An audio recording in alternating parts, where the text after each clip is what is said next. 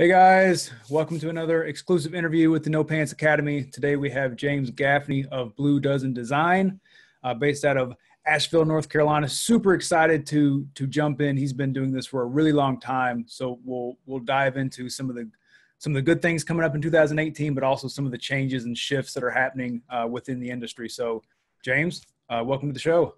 Howdy, howdy. Glad to be here. Very cool. So, if you could just give us 30,000-foot overview of your background. I know you've been doing freelance and design for a couple decades now. So how did that all start? Actually, it started, I got a fax one day from the company I was working with. I worked with a very large importer exporter. We did a lot of licensing stuff for the NFL and big animation companies and stuff, and had started working remotely with them. Actually started off in their offices. They moved their offices. I started working remotely. And then one day got a fax. This is, again, 22 years ago, Mm-hmm. back when people actually used faxes, Yeah.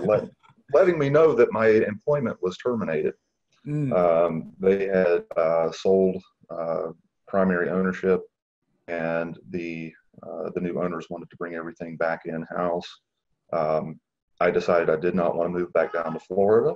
Like you said, I'm an Asheville boy, and we had a family and growing family, and didn't want to move back down to Florida. So decided to take my severance pay, and actually I bought an iMac, Blueberry one, and decided I was just going to do freelance. I grew up in Asheville in ad agencies.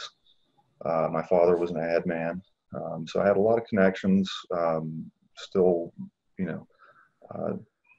terrifying to jump out there and become a freelancer.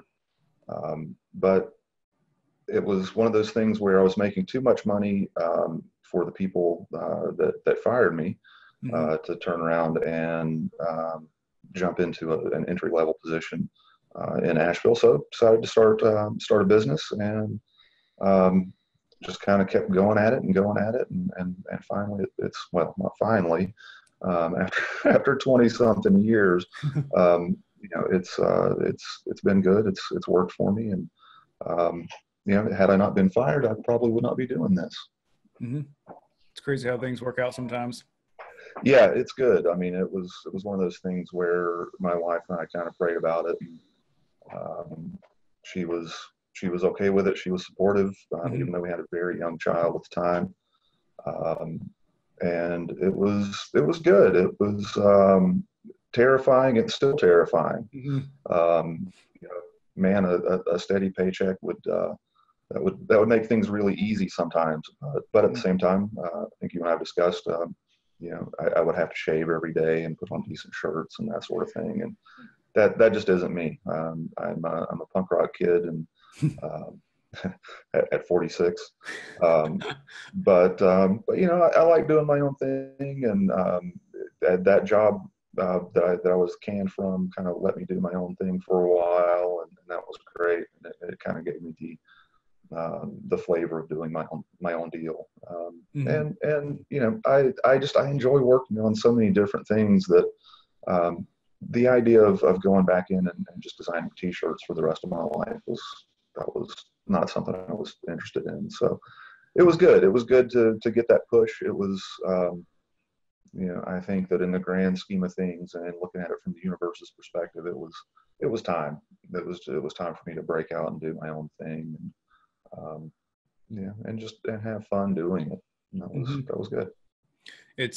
Looking back, you never know how things are going to work out. Sometimes it's nice to get that little bit of push because it is so scary. And whoever says that being an entrepreneur, business owner, freelancer, whatever you want to call it, is like easy or the way to go, there's the benefits definitely outweigh the problems. But some days I wake up and I'm like, I just wish I had a 9 to 5 to just go clock in, do some Yeah. work, and then go home and just clock out, turn my brain off. There's been plenty of times I thought, man, that job at McDonald's is sounding real good. And because, it sucks. I mean, especially having families and that sort of thing, it can be really scary. And I mean, there were times that, we had to siphon gasoline out of broken down vehicles to power our van to get to the next stop, to make the next bit of money, to, Hmm. and it's always a scuffle, and, you know, it, it's always going to be a scuffle. I think that's just what it is until we're, all fabulously wealthy. But Hmm. that one hasn't hit me yet. After 20 something years has not hit me, but there's also there's a lot of enjoyment in the scuffle.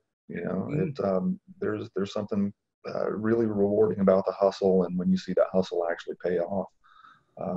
And it doesn't happen all the time. It doesn't happen as consistently as I'd like for it to. But at the same time, I get to do what I want to do and be with my family when I want to be with my family, and take days off when I want to.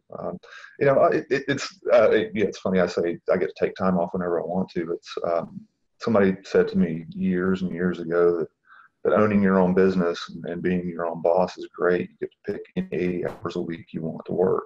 And that's true. You got to hustle, and you got to bust it, but it's so worth it in the long run. For sure. When I tell people that I work from home, they're like, "Oh yeah, it's so great," but it's like, but you also live at work. So Yes, it's like you it's do. always here in the office. It's always 5 feet away. Even if I'm in the living room watching TV, it's like probably need to go do some more work. It's always Yeah, there. You can always be yeah, doing yeah, something. yeah. And that's something that I struggled with on a daily basis. Of well, yeah, I'm having a good time with the kids, but man, I really should be in there working on that logo project, or I need to be in there, making cold calls or whatever. Mhm. Um, but I wound up with, I worked from home for, God, 10 or 11 years, and then eventually moved into an office and started accumulating staff and all that sort of stuff.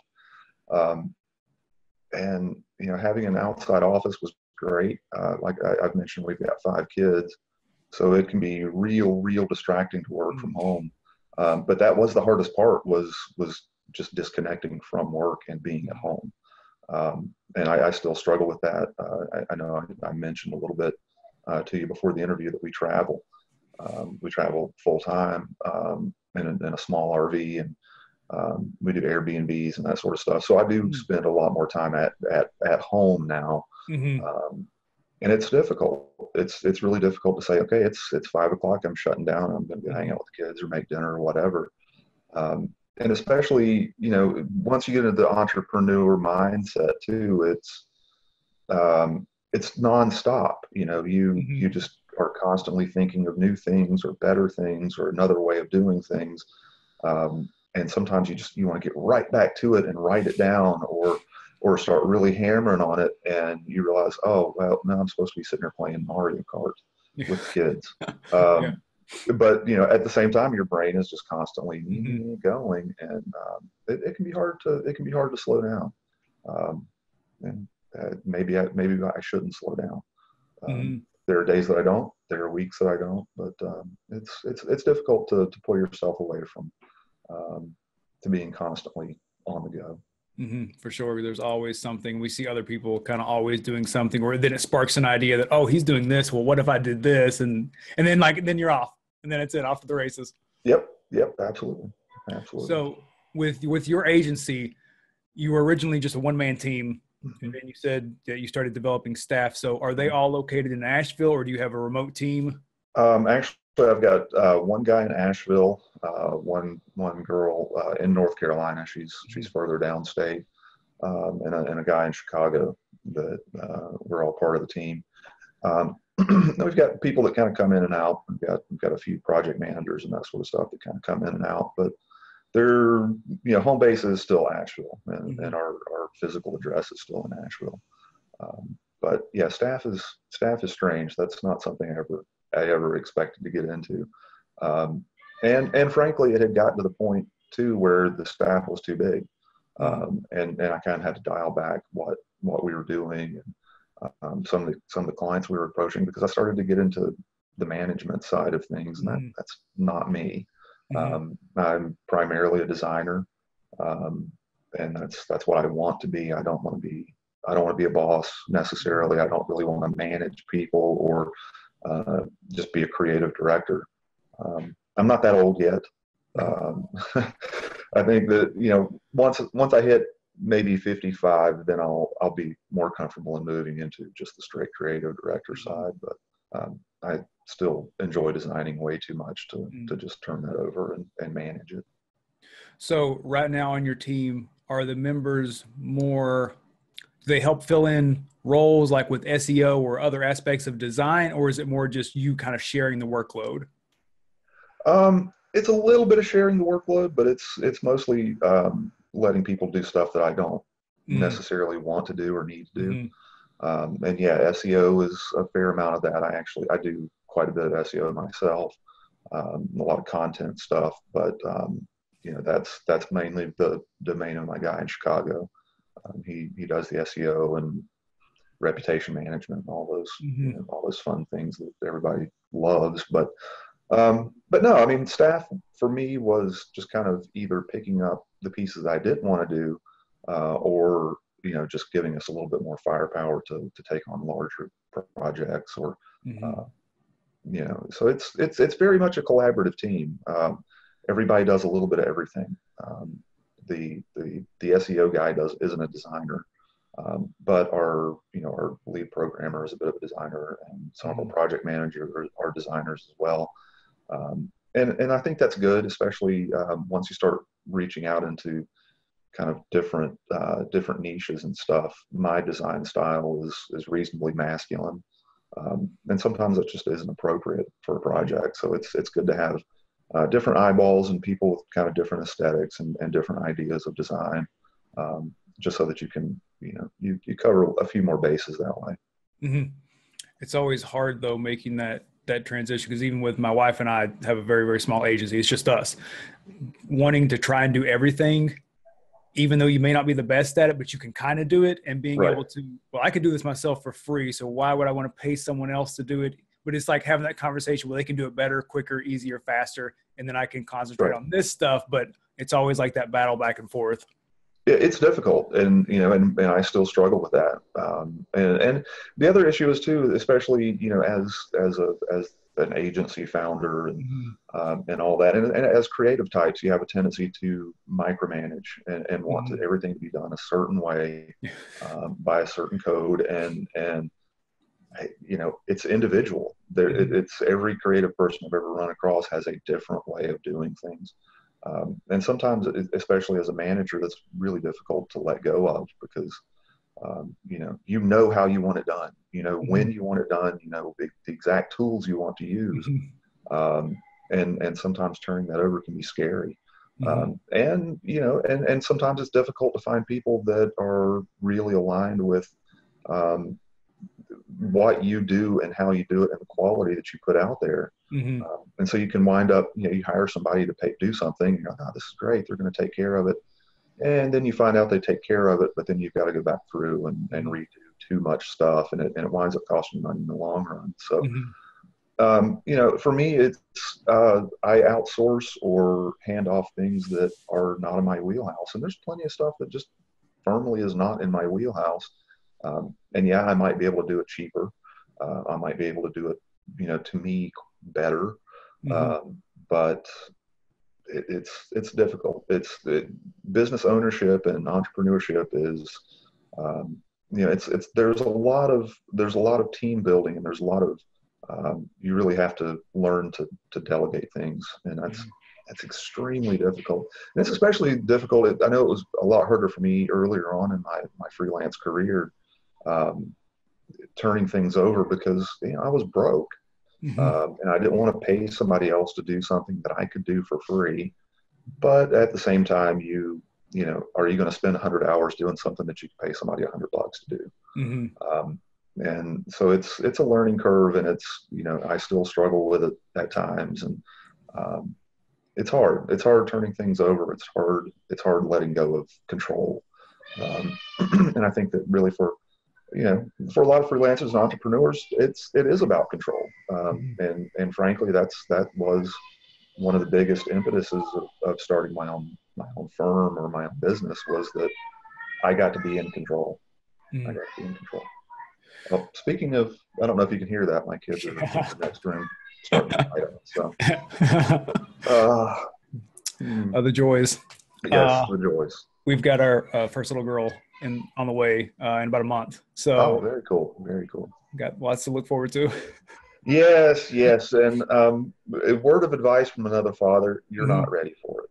You Yeah. might think you're ready, you ain't ready. Okay. It's Well, a completely different thing, and it's an awesome thing. It's a beautiful thing, but it's not what you think it's going to be. I heard someone say recently that it's the best thing that's ever happened to them, and also the hardest thing that they've ever had to kind of go through. So the most rewarding, but then also on the flip side, the most difficult. Yes, it's incredibly difficult. I've got a 22-year-old son and a 4-year-old son, so Mm-hmm. and three in between that. So it's we've gone through it several times and kind of started over, Mm-hmm. several times. It's like I'll get one finally out of diapers. Oh, here comes another one. Yeah. So it's challenging. But it's awesome. Mm-hmm. I wouldn't trade it for the world. So 2018 is going to be a big year for lots of reasons. We, Mhm. we also talked about before we started some of the negative, disturbing trends that you've seen, and one when you were talking about design. This is just something I'm curious about myself. Is with the rise of tools like Canva and some of the really free, easy design things. Do you find a lot of people that undervalue what design really brings to the table because they can kind of slap it together and just have a logo, for example? Oh, absolutely, absolutely. And it seems to be accelerating, especially as far as web design and that sort of stuff. Mm-hmm. It really seems to be accelerating. People, you can turn out a really good looking logo for absolutely nothing through Shutterstock. And for a lot of people, that's plenty. Mm-hmm. Um, but it's honestly, it's kind of the same thing I feel about social media and marketing in general is that yes, you can use the tools, but a lot of times without real design ability and real content creation ability, your stuff just winds up looking like everybody else's. Mm-hmm. And that's I think that's where a good designer can especially help a business and or a good content creator can really help a business is standing out and being original and being thoughtful is not something you can put into a tool. And that's kind of what has saved us is that things have definitely changed and pricing structures have changed and people's expectations have changed. But the one thing that really has never changed is if you've got legitimate ability, if you're a legitimate designer and that's you live and breathe design. Mm-hmm. Um, you're going to outpace people even with the best toolbox because the tools don't give you the creativity. Tools don't Mm-hmm. give you the originality, and that's unfortunately you see it all the time. And I know you've dealt with it. Other freelancers are going to deal with it if they haven't yet. People on Fiverr can pump out a pretty damn good looking logo for $5, Mm-hmm. but they lack creativity. They can lack Mm-hmm. real market awareness or real demographic awareness, and that with that design's going to suffer. Mm-hmm. So the rise of the tools has kind of shifted the game, but at its core, it really hasn't changed. You've got to be creative. You've got to be good at what you do. You've got to have original ideas, and the tools are just there to support that. Otherwise, you're just a computer jock, and Mm-hmm. anybody can be a computer jock. So it's more the strategy behind it. I had a designer on last week. We were talking, and he was saying when he likes to work with a brand or works with a business, he really tries to get into the psychology of, well, here we're going to use upward graphics going to represent this, and it aligns with this, and the colors and what they all mean, and it's stuff that like with what we do, it's we're not even thinking about it, but it takes somebody like you who really understands when you look at something, what that means to the person to be able to kind of plan that out Yep. more thoughtfully, as opposed to just, okay, well, I want, this logo and use these colors, put a Yeah. cat in it. I don't really care. Right. Right. And there's a place for that. There's a place for cheap ass design. Mm-hmm. And a lot of businesses are fine with that. But at the same time, you're gonna wind up looking like everybody else, Mm-hmm. using the same templates, using the same words, using the same latest sales techniques, Mm-hmm. um, and having someone backing up your business that has original thought and that really wants to kind of understand who your business is, what your brand really is.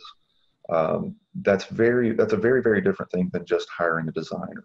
Mm-hmm. You can hire a designer and they're everywhere, especially in Asheville. I mean, good Lord. Everybody in Asheville is a designer of some sort. Yeah.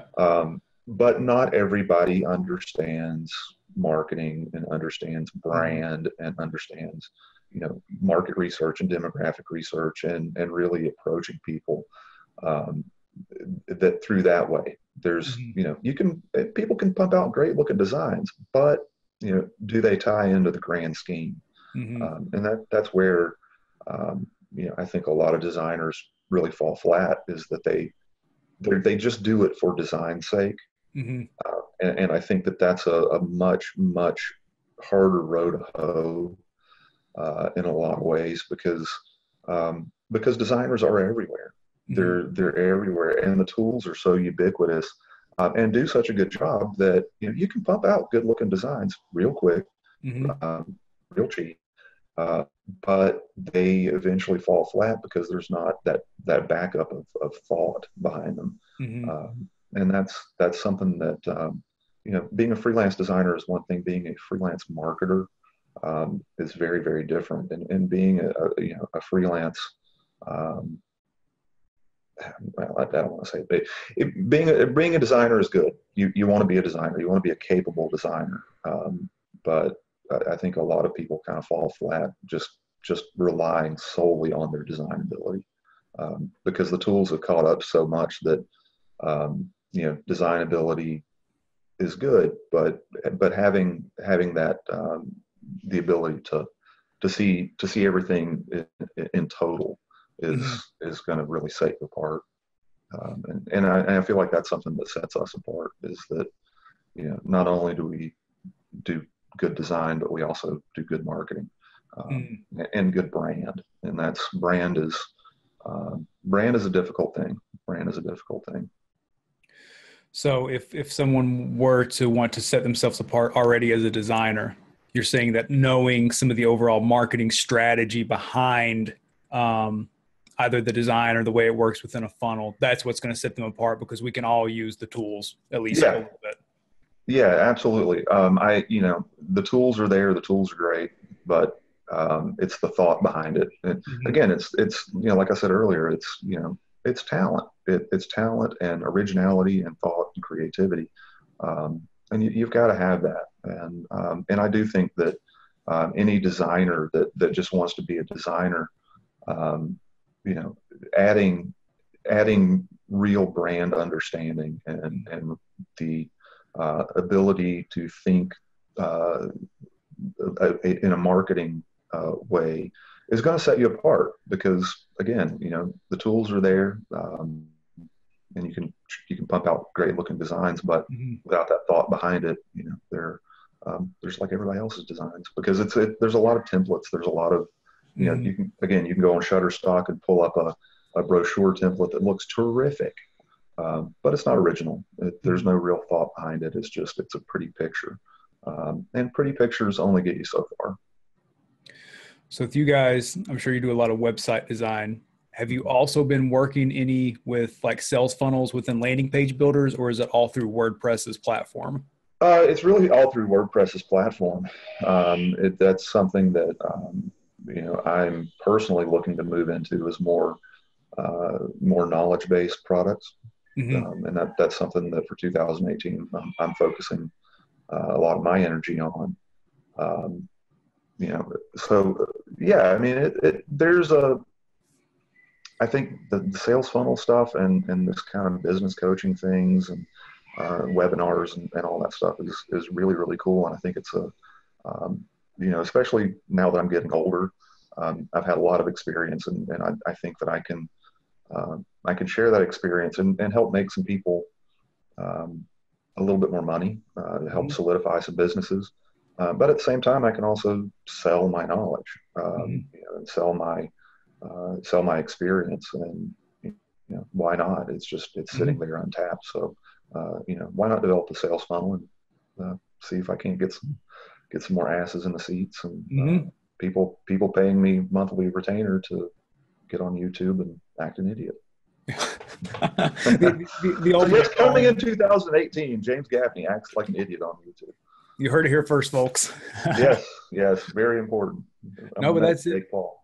Yeah, I think, and we can touch on more of the problems, not to be a negative Nancy, but I think that what you also just mentioned is part of one of the problems is the people who don't have 20 years of experience design and they're putting together a course or an ebook or, some type of tripwire lead magnet or whatever. And they learned this 6 months ago or a year ago. And it's hard because there's so much noise now. There's so much, everybody's in front of everybody that may not actually have the decades of experience to back up everything they're teaching and charging you for. Yeah, yeah, and I think it kind of goes back to the whole designer versus marketer thing.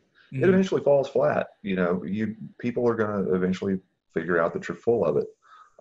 If you're just there selling the same product that everybody else is selling, Mm-hmm. and you're saying the same things, you're using the same tools, you're doing the same YouTube videos. Eventually it falls flat. You might make a bunch of money to begin with, but eventually people are going to realize that you don't have the legs because you've not been you don't have the experience to help them out.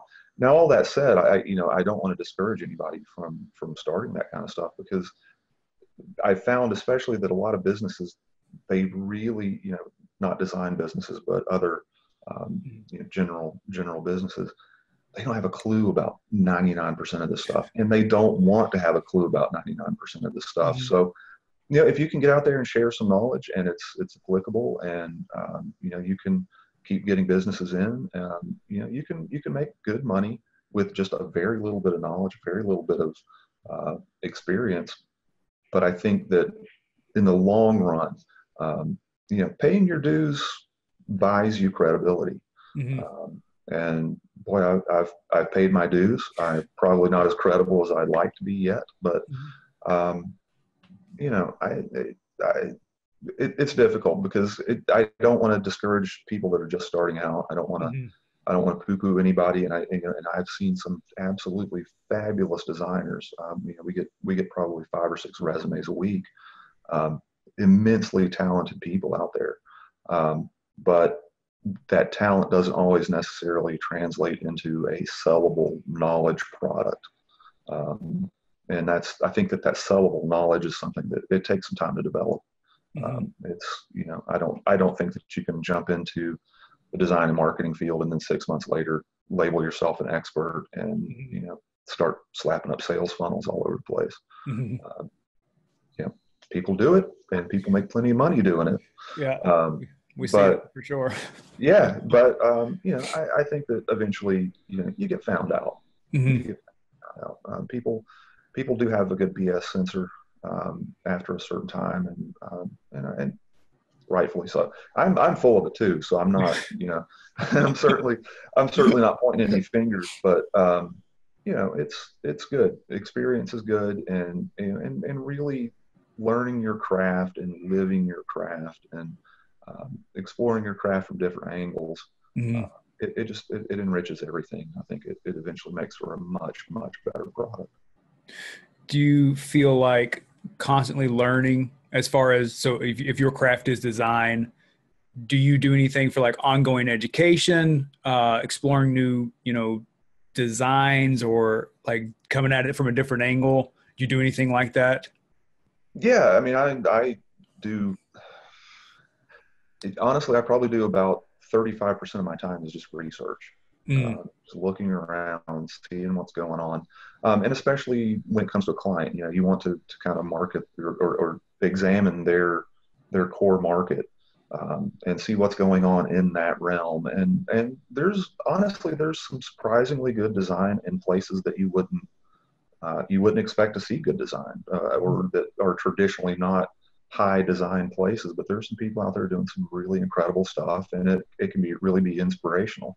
And so, I surfing YouTube, surfing the internet, surfing Google Images, it all does feed back into it. Hmm. And I think that, we kind of touched on it a little bit as far as, having a hard time leaving your work. Hmm. Um, I don't really leave design. I look at design everywhere I go. Hmm. I have a deep background in screen printing. So I'm constantly looking at screen prints. And we go to Walmart to get groceries. I'm looking at screen print T-shirts, saying, "Man, they should have done this," or and my God, the kerning.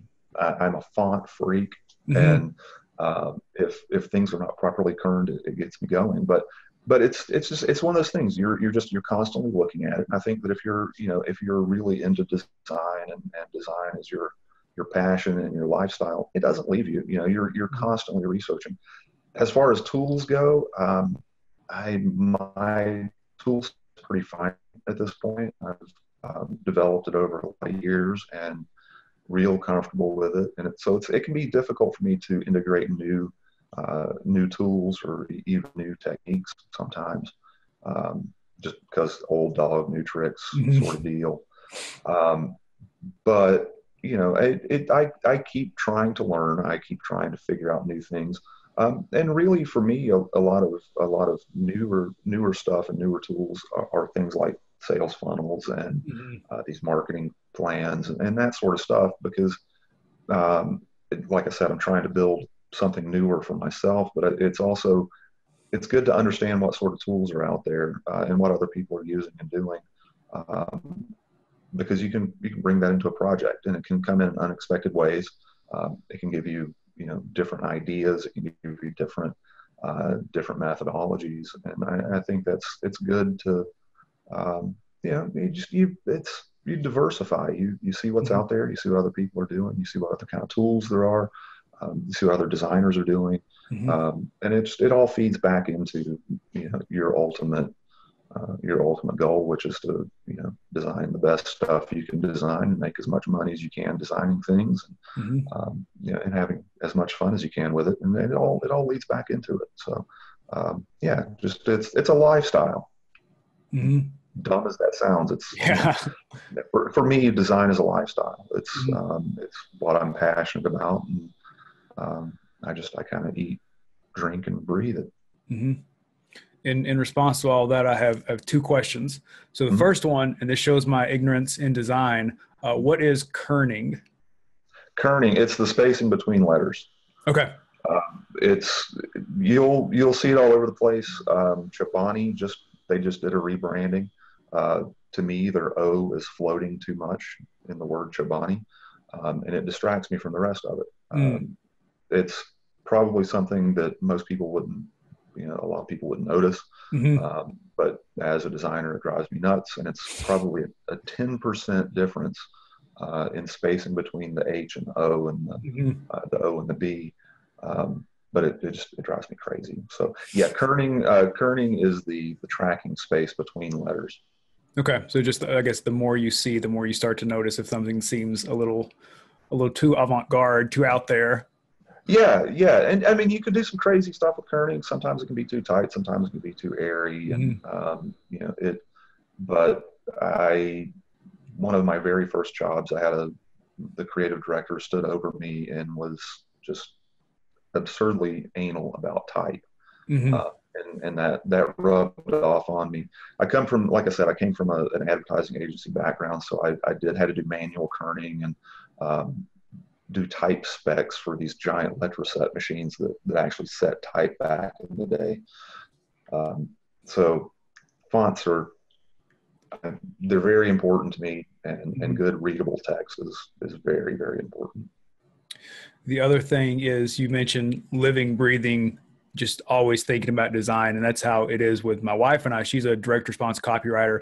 So we'll hear radio commercials, we'll see billboards, and it's like thinking, what are they thinking? What is their audience thinking when they see this? And like always kind of analyzing. So it's just kind of fun to see at all the times you're always thinking because it's as far as tactics versus strategy. I mean, direct response marketing, sending out letters and lumpy mail, like that's not new. People have been doing it for a long time. We're just now taking that psychology of selling and applying it to online stuff. Yep. Yep. I mean, and that's where everything's going. I mean, it's, SEO and good content that's kind of king anymore. And design, unfortunately, is almost becoming secondary. Mm-hmm. But in that, I think that, because design is kind of becoming secondary, really good design can still really, really stand out. I think even more so now, Mm-hmm. just because there's, it's white noise. It's, Mm-hmm. oh my God, the number of ads that you see every day on your computer is just, it's unbelievable. And the number of websites you visit, the number of products you view, and all this stuff, it's crazy. And, it becomes white noise, but with good design, you can still really stand out. And I think that's kind of exciting in a way. It's kind of like it's kind of it's coming full circle again. Mm-hmm. I think that good design is going to start really going to make a big comeback. Print is not. Print is dead, but I think good design is going to make a comeback. Mm-hmm. At least I can tell myself. Yeah, no, I think so, because I've even in the groups I've seen because sometimes people will be asking about design, and I'll say, we do some of our stuff in Canva, and there's Adobe, there's a few different tools, and I had a guy on there saying basically that like these tools are junk. You need a real designer. Everything is samey. Like people are getting to the point where that's it. I mean, they're tired of seeing everything, and it's going to take someone with a real eye to be able to take, especially like a bigger brand. Like if it's, a two-bit agency or like one freelancer, he can maybe do his own logo for his website for now. But as far as bigger businesses, established brands wanting to stand out among all the white noise, it's going to take somebody like you who really knows the foundations so that they can break them enough in a way that it grabs attention without being kind of jarring or off-putting. Yeah, that's a real hard line to walk sometimes. You want to bring something out that's unexpected and memorable, but you also don't want to alienate people. Mm-hmm. And that can be a difficult thing. I mean, people, especially our current political climate, and social climate, people get butthurt over stuff real quickly. Mm-hmm. So you got to really be careful, and things that 5 years ago you could say, you can't say anymore. So you've really got to be careful. You've got to be careful not to step on too many toes. Mm-hmm. Again, the punk rock guy that I am, I enjoy stepping on toes. But you also got to be careful of that, because you can really burn a business down with one poorly placed headline. Mm-hmm. So it's difficult. It's hard to stand out without upsetting people and alienating part of your client base. And honestly, through our business, we've done that in the past. We've said things, and I've been confrontational and kind of weird about stuff. Mm-hmm. And it's you have to recover from that, because people notice. People do notice, and you've got to you don't want to soft soap everybody and water your message down so much that it just becomes, again, white noise. But you've got to be real careful not to push it too far. And I mean, there have been plenty of very major brands that have pushed it too far. Recently, there was this whole thing with Dove soap, and they're a commercial of a black woman washing her skin off, and she became white. People lost their minds over that, and probably rightfully so. I thought it's been pretty poor taste and not real well done. But that's you got to watch it. You really got to watch it. Unless you're just out there to piss people off and and get crazy, which you can do that, and there are plenty of people that have made a real good living upsetting people. But especially for established brands, you've really got to watch it. So yeah, I agree 100%. I do remember that commercial, and I think it's part of being authentic to yourself. So like you said, just kind of being your weird ass self, Yep. but also tempering it that sometimes because everything is so public, like it's not, I don't know, never before has there been no middleman. It's us, and then here's the consumer, and they're like Yep. right there. They see everything. Everything's recorded. Everything's permanently etched Yep. online. Yep. So it's being yourself, not watering it down, but also at the same time uh, choosing everything very very carefully. Yes. Editing. Mm. That's the old Tim Gunn adage of edit, edit, edit. Mm-hmm. Um, and you have to edit what you say online. And being real online is, I think, almost impossible. We're all avatars of Mm. ourselves. Nobody is putting out warts and all out there in any real way. Mm. People people don't want to see that, and people don't want to put that out there. We all want to be shiny, happy, and great business people, and fabulously wealthy, and good looking, and and all that stuff. But the truth is, 99.9% of us aren't. And it's you got to sell a little bit of fiction, no matter Mm. what you're doing. As real as you want to be, you're still selling fiction. Was interesting because what people say they want and what they pull out their credit card for is usually a little bit different, because it's like I don't like spammy, salesy, the guy in the Lamborghini, like I don't want that, but it still sells. Nobody says they want that, but Yeah, they still buy it. They still yeah. buy it. They love Yeah, there's still a reason that dude's got a Lamborghini. it. Yeah. There is. And I think we all fall into that. People want authenticity and reality, but internet's just really not a place for that. Mm-hmm. I think it's just impossible. We still want that top 1%, those crazy stories, those like it could happen to us, whatever it is. It happened once, right? So that means that it could happen to me. I think it's why Yep. we buy into it so much. Yep. Yeah, absolutely. So as far as other trends for 2018, are there things that you're trying to move towards or move away from, both in design and in your own business? Um, in design, not necessarily. I think the um, design is fine. Um, I don't think it's ever really going to die. Mm-hmm. There are trends that I don't like. I'm not a huge trendy font guy. And, I think the tools are kind of killing a lot of original thought. So Mm-hmm. that I try to steer away from, but I've tried to steer away from that since the day I started. Mm-hmm. So that's not a new 2018 thing. Um, for me, 2018, for what we're doing, we're going to be approaching the same businesses. We're going to be doing the same kind of stuff from a business standpoint. Like I mentioned, I'm trying to get into more product-based and knowledge-based things that I can sell for recurring revenue. Mm-hmm. For our clients, for prospective clients, our big thing right now is good, compelling content supported by excellent design. Mm-hmm. And I think that's going to be the way of the future. You've got to have good SEO. You've got to have your content has to be SEO friendly. Your websites need to work properly and be indexed properly. All that stuff. I mean, that's super important. And so we're really trying to marry those two. I know you mentioned your wife's a copywriter. I do a lot of copy myself. Mm-hmm. That was something that I almost went to college for, but wound up getting a scholarship to go to a design college. So did that instead. But yeah, I mean, I think copy is huge, and huge is going to be even bigger in 2018. I think that again, there's so much white noise out there. What can you do to set yourself apart?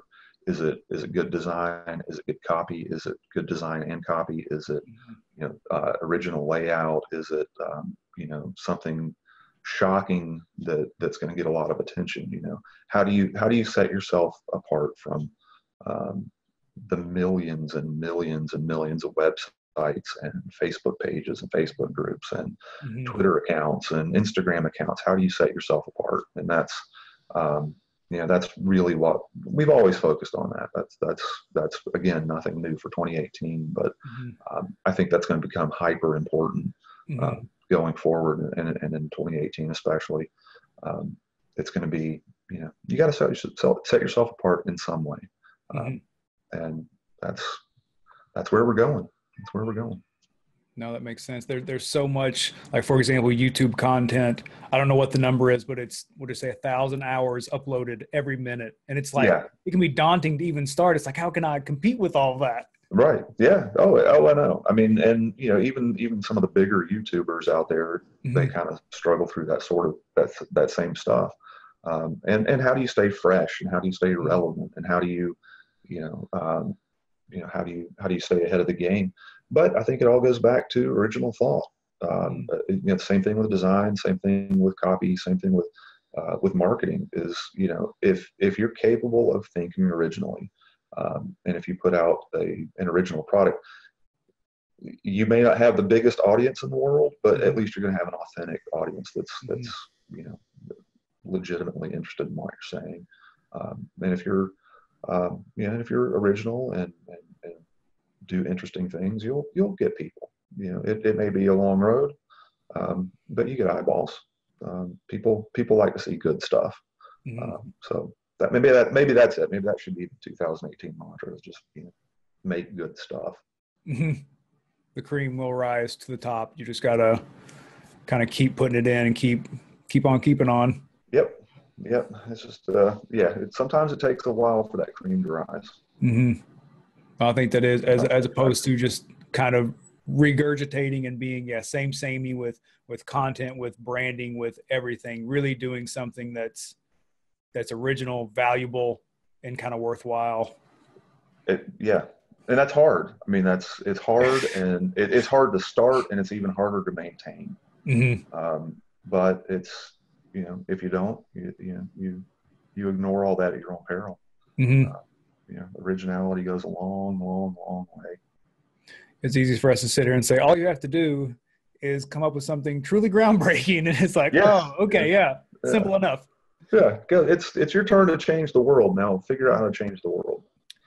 If there was one thing that a freelancer, whether they're in design or just trying to figure things out, something they could do like this week, or we're in January 2018, like what is one thing that will move them towards that, to that idea? That's a good question.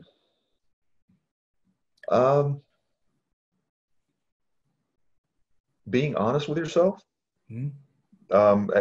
As trite as that sounds, really sit back and take stock of what you've got, what your real abilities are. Mm-hmm. And then advance those abilities and kind of let the rest of it die off. Really pay attention to what you're really good at, what you're really passionate about, and follow that. Don't get distracted by all the shiny tools or the latest, the latest technique in sales or any of that kind of stuff. Again, those are just tools. Develop the core of what you are, and let the rest of it just be kind of support to that core. You don't, like we were saying earlier, it's, you don't have to do everything all the time by yourself for everyone in every situation. Figure out what you're good at and focus on that. Let other people take care of the rest of it. And I think, you're not only happier, but you have a better product. I agree 100%. I kind of put you on the spot there, but you performed beautifully. That's it. Yeah. We've got so many guys and gals in the group, and it's like, just this week, and I'm going to call them out. I asked them, what is one thing you want to, what is one skill you want to work on or develop in the next 6 months? And they're like, well, I want to do Facebook ads, SEO, and ClickFunnels. And it's like, no, what are you doing right now? What is like adjacent to it? Like, what is like the next step? Like, that's what we need to be working on. Not, well, I need to learn how to do marketing, all of it right now. Right. Right. I mean, it's a constant learning process. It's a constant weeding out process. You have to, you have to constantly refine what you do, how you do it, who you're doing it for, who your ideal client is. It's this constant process, and I feel that there's this kind of mindset, especially in a lot of these entrepreneur groups. I've found there's this mindset of, I'm going to build this thing, I'm going to be rich, and that's it. Mm-hmm. You know, it just doesn't work that way. Mm-hmm. It doesn't. It's a constant. You have to be constantly in motion. You have to be constantly pushing and striving and growing. Again, like we talked about, if you're out driving around and you see billboards, pay attention to the billboards. Pay attention to the kerning. Pay attention to all this other stuff that's going on out there. And just and start. It's refining fire. It's a constant refining fire. Um, and you don't just build it and they come. It just doesn't work that way. At least in my experience. Maybe I've done it wrong all these years. I don't know. But it's in my experience. It is you just have to keep going, keep refining. Take the good bits, ignore the bad bits. Take the pieces that work for you, ignore the pieces that don't. And just constantly turn it over. Frankly, I've reinvented this business probably 5 times now in the past 20 years. I burned it down and started over from the ground a couple of times, just because it wasn't doing what I wanted it to do, or we had developed a client list that I wasn't comfortable with, or we had bad relationships that needed to end. And you can't be afraid of that. You can't be afraid of legitimately growing, and you can't be afraid of taking a couple of steps backwards to eventually push the ball further downfield. Sometimes you got to take a sack to make the long ball, to use football terms. No, for sure, because we've got so many. We're afraid to fail, and I include me, because it's like that's what I see and that's what I think too. That we're so afraid to kind of put ourselves out there that sometimes we can get paralysis analysis, where we're trying to get the absolute perfect plan. But I always think of clarity through action. I'll start doing things. I'll figure out what I like, what I don't like, and then I can pivot a little bit if I need to, or burn it down and start over if I need to. Right, and that's the beauty of being a freelancer. That's one of the real beauties, is that you are nimble. You can turn around. You can change things overnight. It might take some time to recover from that change, but you can change things as rapidly as you want to. I'm dealing with a lot of medical industry stuff. I don't want to deal with that. Let's go this way. And it might hurt in transition, but ultimately you reinvent yourself and reinvent yourself and reinvent yourself. And eventually, and I'm saying this to myself, you get to the point that you've got what you really, really want. And it could be, you might be happy designing logos for house cleaning services for the rest of your life. You never know. You never know until you try. Yep. One thing, and you kind of touched on this.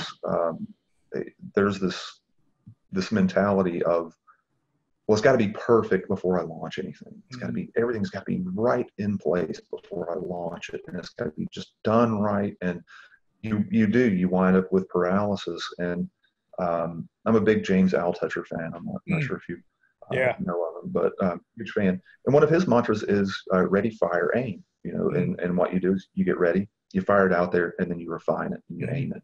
And I think that's terrific advice. It's something that I try to do, and sometimes it works, sometimes it doesn't. Sometimes I still get into that paralysis thing, and that's frankly something I'm going through right now with some of these video tutorials and stuff that I'm putting together. I want them to be terrific. I want them to be perfect. I want to be the next PewDiePie of marketing. But that doesn't come overnight, and you're never going to make it perfect to start off with. You get it out there, gauge reaction, and then adjust. And I think that it's if you don't take action, if you're too afraid to take action, or you're paralyzed and you don't take action, you're not getting anywhere anyway. So I really think that it's good advice to thank James Altucher to get ready, fire, and then aim. And I think that's for 2018. That's where I'm really. That's my mantra. Is listen to James Altucher more. It's perfect. Ready, fire, aim. Makes total sense. Love it. James, thanks for sitting here with us for the last hour and kind of sharing some of your knowledge. This has been a lot of fun. Yeah, absolutely, man. This is very cool. I'm happy to hop on anytime and share what little brain I have left. Good deal. So we don't have all of your current information courses out yet. We've got big goals for 2018. But as far as your website, if you've got a vlog up yet, where can everybody find out more about you and kind of what you're doing? Right now, it's just we've got a few different websites and they're linked, but it's just bluedozendesign.com. That's our business. I write the blog. There are some videos of me out there, big, long, crazy story. But no, those are, the videos are coming. The videos are coming. And they'll be linked from Blue Dozen Design. And we're also getting ready to launch a new search-based product website here, probably in 2 weeks. I've been telling myself that for the past 2 months, but now the holidays are over. We're going to be launching that in a couple of weeks, and that will also be linked from Blue Dozen Design. Okay. But yeah, that's I'm there. I'm all over Instagram. I'm all over Facebook too, but I've probably got 15 different sub profiles that I post on. So you never know where I'm at. You never know where I'm at. So I'll definitely include links to all that below. And I will say this. So we had spoken before, but on Facebook, but I had never seen your face. So it was like, I had no idea what James Gaffney really looked like. So I was super excited to hop on here. The real James Gaffney. It's like, I'm kind of like Sasquatch in a lot of ways. Yeah. You get a glimpse, you get it kind of out of the corner of your eye, and then I'm gone. Keeps I've got a face for podcasts. No, it keeps that air of mystery at all times. I love it. Yes. Yep. All right. Very cool. Well, James, thanks again, and we'll be talking soon. All right, Ron, take it easy, man. Bye.